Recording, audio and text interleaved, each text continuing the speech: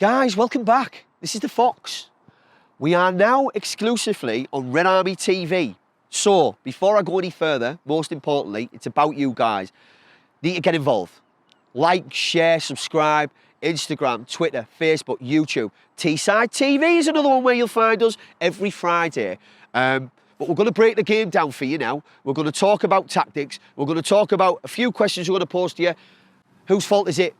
What's the situation going forward? How are we going to perform Saturday? Please stay tuned. But before we get into the nitty-gritty, let me ask you all a quick question. I don't know the answer to this, but when was the last time, I nearly said the mighty Reds there, when was the last time Middlesbrough FC were 3-0 down at home at half-time?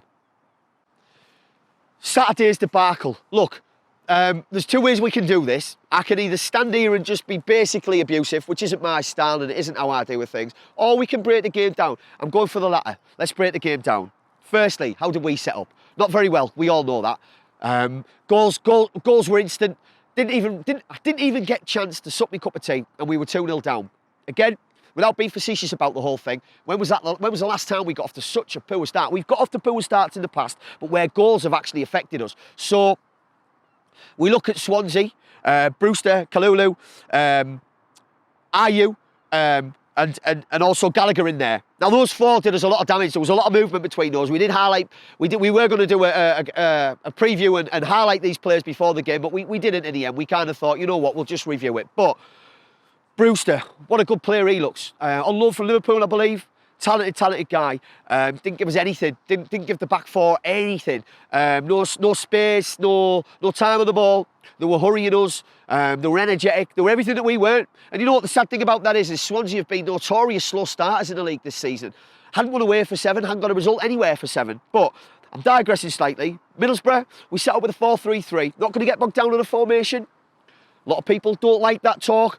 What I do believe in, though, and I do think it's essential when you're talking about a formation, is that you have the players to fit what you want to do. Doesn't necessarily have to be a structured formation, but it's all about job roles in this day and age. And people need to know who they're marking, what they're doing off set pieces, and what they do without the ball and what they do with the ball. We didn't have any of that. None of that at all. Do I blame the manager? Slightly. Do I blame the players? Slightly. Do I blame the infrastructure? Definitely. Do I blame the club? Higher up than that? Yes. I think what we've got to look at is we started with a team that played against Charlton. We started with a formation that started against Charlton, and it worked. Now, that was when players were, I'm going to say this, again, get involved. You may not like what I'm going to say, but players were at least perceivably match fit then. We were in the midst of it. Those guys on Saturday looked like they hadn't been, the most running anybody looked like they'd done previous to Saturday was when the tears were rolling down their faces thinking about they've got to sign another contract for us. So why aren't these guys fit? The professional athletes? Is that again down to the club? Where have everybody been? Who's been marshalling these people? I know we can't get involved too much because of the COVID scenario, but surely there had to be some sort of monitoring these guys. Are they not, I was going to use the word adult, but I feel like I'm being slightly disrespectful to kids. Are they not disciplined enough to keep themselves in shape for the amount of money that they're on every week? Again, these are questions that I'm posing to you guys. But we played 4-3-3. We set up with a team that was, looking at it instantly, it was very slow. It was slow on paper. It was slow on paper. It took me ages to read names. It was so slow. Why do we start with a team with Friends, Shotton, Fry and Housen at the back? We learnt our lesson with that. We came good at Christmas with a formation that worked. Coulson and Spence. As I said, I'm not going to get bogged down on formations, but my point is that we found something that worked at Christmas. We found a scenario that suited the players that we had.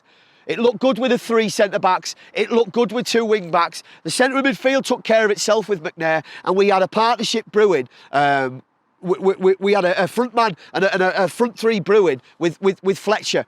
Whoever you wanted to play, I think, whether it was Roberts, whether it was Tav, whether it was Wing, whoever your preference is, we had something that was starting to work. So that poses another question to me.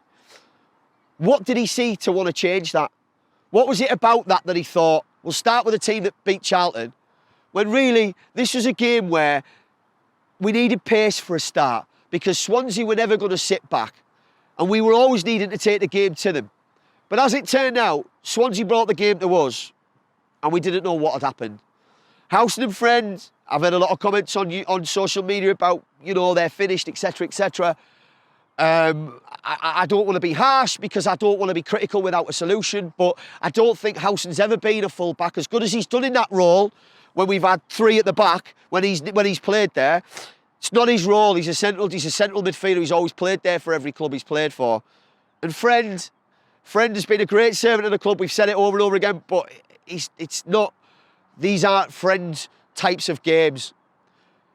Ayew was always going to be the man to watch, but then he kind of took the onus away from the other three. Gallagher looked brilliant, as I said. Brewster looked brilliant, and so did Kalulu. And they swapped. They weren't stationary. They didn't just stick to one position, one wing. They were interchangeable. Friend and Howson didn't have a chance. There was a lot of pace there with Swansea. There was a lot of energy, as I said. But if we're going to set up 4-3-3, that whole team, that whole unit needs to know what they're doing, and they didn't look like they did. Again, you know, I don't want to be facetious about it because they've obviously been drilled and they've obviously been told how he wants them to set up. But all I know of football is it's about partnerships, and I could list a million teams, but I'm going to use Leicester City. Leicester City won the league off the back of maybe not an unbelievable league, but they still shouldn't have won a league. But they won a league off everybody unit in the same, singing from the same sheet. Everybody knew each other's roles. Everybody knew where everybody would be on the pitch at certain times, and they were drilled and they stuck together and they played together and they grew in confidence and they won the league. Now I'm not saying Middlesbrough anywhere near that, but what I'm saying is the benchmark, the nuts and bolts for me are people need to know what the partnerships are, and they don't. They don't. You put Coulson and Spence back in that team and you set up how we have been playing with McNair in the middle. As I say, with three centre-backs, McCooney needs to be in there because he's looked a solid player. And then whoever else you want to play off Fletcher, I would be playing Roberts no matter how injured he's been. And I would even have Morrison in there too. For me, it would be Morrison, Roberts and Fletcher because there's work ethic in there and there's creativity and abundance, and it's time. These players will step up to the mark. Roberts already did, but I'm not one of these guys that wants to say hold back because players have been injured. Get him in there now. We haven't got time to be waiting around. And it's backfired against us because I guess on Saturday we were trying to contain and then use these players sparingly to come on and have an impact. But you can't have an impact when you're 3-0 down. You know, yes, we did better in the second half, but we really couldn't have done any worse. It maybe should have been 5. Swansea, as I mentioned, those front four were lethal. And they looked like they all knew what they were doing.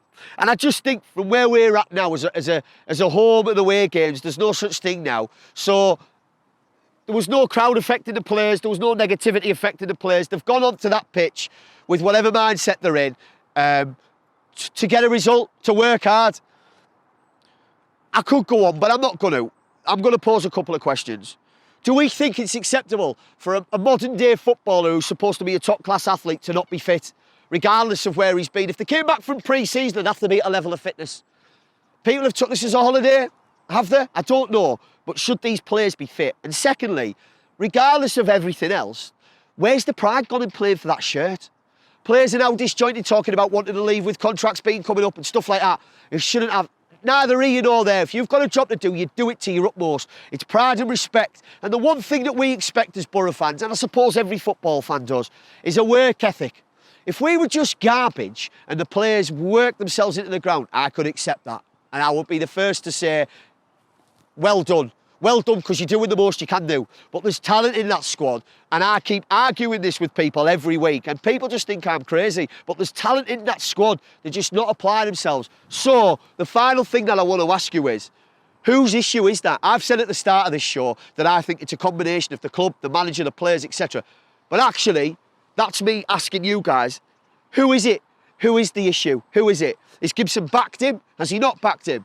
Are we thinking that Woody was the easy option now at the start of the season, just to pick up the pieces? I don't know. It's for you guys to tell me. An example that I'd use, and which ties us into Stoke City on Saturday, is their former manager, Nathan Jones. He did awesome at Luton. He turned Luton into the team that we kind of want to be, that people say you can't do in this league, which is a pressing team, fluid with the ball, everybody knows a role, quick passing.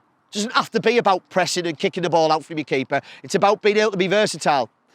And he couldn't do it at Stoke City with a bigger squad, with a lot of money and expectancy. Now, is Woody in the same sort of boat? I think he isn't, because he hasn't even had the option of being a manager before he's come to Borough. So, guys, before you all start jumping on his back on social media, think on with what I've just posed, these questions that I've just asked.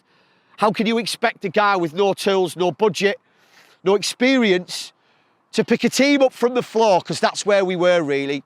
And before you all start sending in your letters about Tony Pulis, he couldn't do it either with a much better squad, with a budget, and possibly the best player in the world. Again, I don't want any trouble. It's just my opinion. But Adama Traore will be the best player in the world within the next 12 months. And we've had a taste of that, and we still couldn't go nowhere. So, the buck doesn't just stop with him, does it? But look, it's been a real dire review, this, and I'm sorry for the morbidity, if that is a word. What do we think is going to happen on Saturday? I'll have this cap on again. That'll be consistent. As far as the team goes, I don't know. As a Borough fan, I hope we can get a result, because I can't see the rest of the league bailing us out again as they did this weekend. It won't work like that. All I know is we need something in that team, some sort of confidence. He needs to just tweak it, change a few players, as we've said, but there needs to be a level of consistency, not only from selection, but also within attitude and results. And that's got to start on Saturday. Unfortunately, I don't think it will. I'm going to genuinely say, I normally talk myself out of this, and me and Rob have this discussion after every show, that you've let your heart rule your head there, Foxy. I genuinely don't think Borough will get a result. Not based on Saturday. I hope and pray that I'm wrong, but I genuinely can see 3 or 4 being put past us again if that starts as it started on Saturday. So look, as always, I'm with Rob, and he's going to give me a prediction. 2-0 Stoke, mate. Can't argue with him. Can't argue with him. So listen, guys, thank you for tuning in. As I've said, get involved with RedArmyTV, like, subscribe, get on every single medium that you can, and get involved and join us. But for right now, this is the Fox on the edge, and hopefully I won't be there next week. Cheers, guys. Peace out. Up the Borough.